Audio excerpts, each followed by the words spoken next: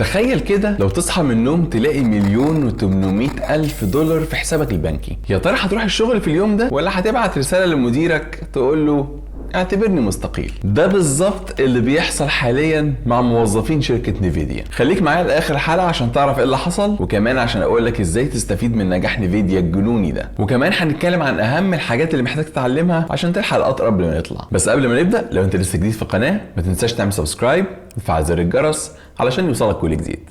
انا خالد جاد ويلا بينا.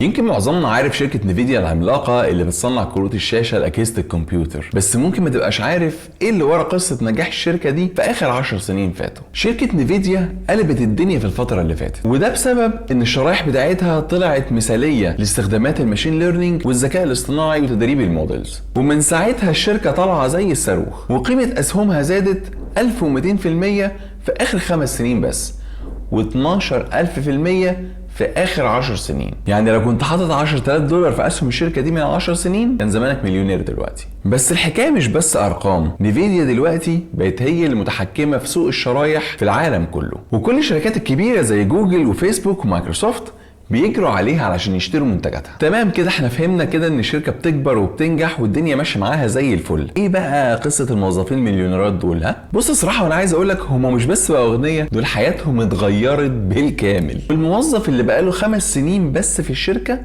بقى مليونير، واللي حصل ده طبعا بسبب المرتبات الخرافيه اللي نيفيديا بتدفعها لموظفينها، الى جانب عدد الشركات الكبيره في توزيع الارباح على هيئه اسهم. وفي العموم الموضوع ده الشركات بتعمله لهدفين. اول حاجه انه يقلل حجم السيوله المطلوبه اللي هيدفعها كارباح سنويه للموظفين بتوعه، فبدل ما يديلهم فلوس كاش في ايديهم يديلهم بدلها اسهم. ومن ناحيه تانية ده بيخلي انتماء الموظفين للشركه بيزيد، لان هم اوريدي عندهم اسهم في الشركه، فكل ما الشركه تكبر وتنجح كل ما هم كمان قيمه الاسهم بتاعتهم تكبر. وطبعا الكلام ده كان على الموظفين الصغيرين، ما بالك بقى بالمديرين الكبار. في ناس منهم بقت بتاخد $1,000,000 سنويا. تخيل كده، $1,000,000 في السنة. ده طبعا يخلي كل واحد يفكر 1000 مرة قبل ما يقرر يسيب الشركة. بس الفلوس الخيالية دي خلت ناس كتير جدا تفكر تقول لنفسها هو انا اصلا بشتغل ليه؟ والموضوع ده خلق حاجة اسمها وضع شبه التقاعد. يعني الناس بقت بتيجي الشغل بس مش متحمسه انهم يشتغلوا زي الاول، وده طبعا عمل مشاكل كبيره جدا في الشركه. والموضوع ده مش عاجب اداره نيفيديا،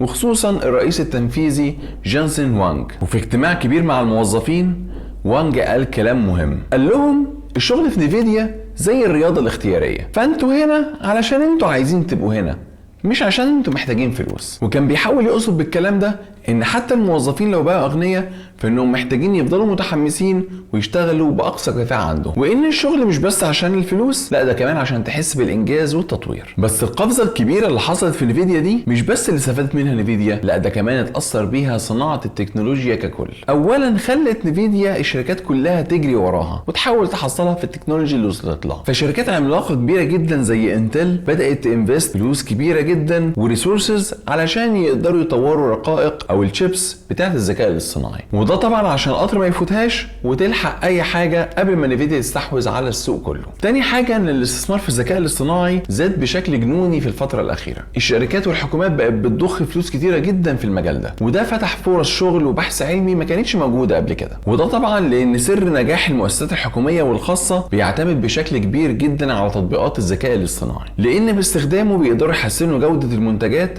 ويقللوا هدر ويحسنوا جودة الخدمات اللي بيقدموها. يعني باختصار نيفيديا ما اثرتش بس على نفسها وعلى موظفينها، لا دي تقريبا غيرت شكل صناعة التكنولوجيا في العالم كله، وده اللي خلاها من اهم الشركات دلوقتي في العالم. لكن زي ما نيفيديا نجحت وكسرت الدنيا، الا انها لسه قدامها تحديات كبيرة جدا محتاجة تتغلب عليها، زي مثلا ان الموظفين الاغنياء دول يرجعوا يشتغلوا بنفس الحماس اللي كان عندهم. وده طبعا تحدي كبير جدا، لانه مش سهل انك انت تحفز موظف وتحمسه انه يشتغل بكفاءة وهو عنده ملايين في البنك ومش محتاج الشغل من اساسه. ده غير ان الفرق الطبقي ما بين الموظفين الجداد والقدام بقى كبير جدا. تخيل كده لو واحد لسه داخل الشركه وواحد بقاله على الاقل 5 سنين، فالفرق في الثروه ما بينهم هما الاثنين ممكن يكون ملايين حرفيا، وده طبعا ممكن يخلق مشاكل طبقيه كبيره جدا في بيئه العمل. وطبعا بقى في وسط المشاكل دي كلها الشركه محتاجه تحافظ على الرياده بتاعتها وعلى مستوى الابداع والابتكار اللي بتوصل له. ولو الموظفين فضلوا بالوضع ده هيأثر على كفاءه الشركه وعلى قدرتها انها تنافس في المستقبل. طيب موضوع بقى نجاح شركه نيفيديا ازاي ممكن يأثر علينا وازاي نقدر نستفاد منه؟ شوف يا سيدي، لما شركه زي نيفيديا تنجح بالشكل ده بيخلق فرص عمل كبيره جدا وبيفتح باب شغل لالاف العمال. دلوقتي الشركات الكبيره بتدور على مبرمجين ومهندسين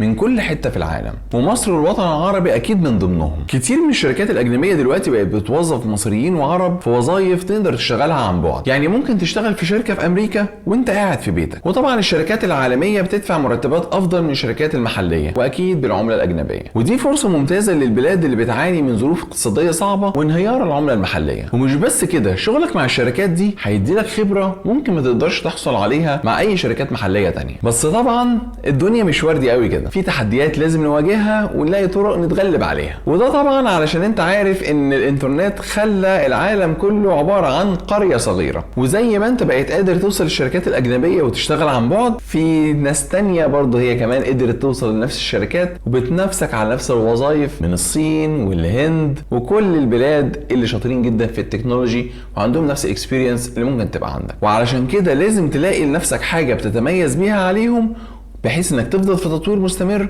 ودايما ابديتد بكل الحاجات الجديده اللي موجوده في الماركت. وده طبعا لان نيفيديا وغيرها من الشركات مش بتدور على اي حد. طيب ايه الحاجات بقى اللي احنا محتاجين نتعلمها ونطورها في نفسنا علشان نقدر نشتغل في شركات زي دي؟ بص، هو نوعيه الشركات دي عامه بيكونوا محتاجين ناس شاطره في حاجات معينه. اولا الذكاء الاصطناعي، وده بقى زي العيش والميه دلوقتي، فلو انت مش فاهم فيه محتاج تبدا تتعلمه من دلوقتي. تاني حاجه موديل زي الماشين ليرنينج، ودي بقت حاجه مرتبطه بالذكاء الاصطناعي مهمه جدا جدا وليها تطبيقات كتير في مجالات كتير جدا. واخيرا برمجه الجي بي يو، وده طبعا التخصص بتاع نيفيديا، ولو اتقنت الموضوع ده هيفتح لك ابواب كتيره جدا جدا. طبعا الموضوع محتاج مجهود وشغل منك كتير، لكن احب اكد لك ان الموضوع دوت فيه امل ومستقبل كبير جدا، وفي شركات مصريه وعربيه كتير بدات تشتغل في مجال الذكاء الاصطناعي، وانا عن نفسي شايفها فرصه كبيره جدا ومهمه قوي قوي قوي لينا. يعني مش لازم تسافر بره علشان تقدر تشتغل في المجال ده، ممكن برضو تشتغل في الدوله بتاعتك. ونصيحه ليك بقى من موقعي هذا، علشان تنجح في المجال ده لازم تهتم ببعض الحاجات. اولا ابدا على طول وتعلم بشكل مستمر، التكنولوجيا بتتطور بشكل مستمر وسريع جدا جدا. تاني حاجه دور انك تشترك في مشاريع مفتوحه المصدر، لان دي هتديك خبره كبيره جدا وتخلي اسمك ينتشر ويتعرف وتقدر تتعرف على ناس في شركات كبيره. واخيرا ما تنساش الانجليش، لان ده اهم حاجه علشان تقدر تشتغل في شركات عالميه وتقدر تتواصل مع العملاء بتوعك، فاشتغل عليه. وبس كده،